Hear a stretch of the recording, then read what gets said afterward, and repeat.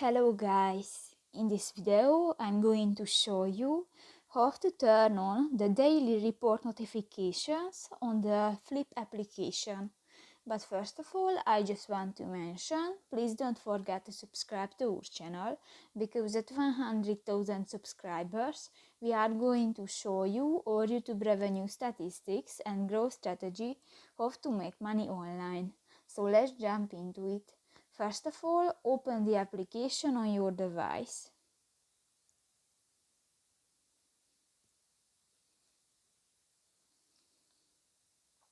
Tap to the More button at the lower right corner of the screen and go to the Settings icon at the upper right corner.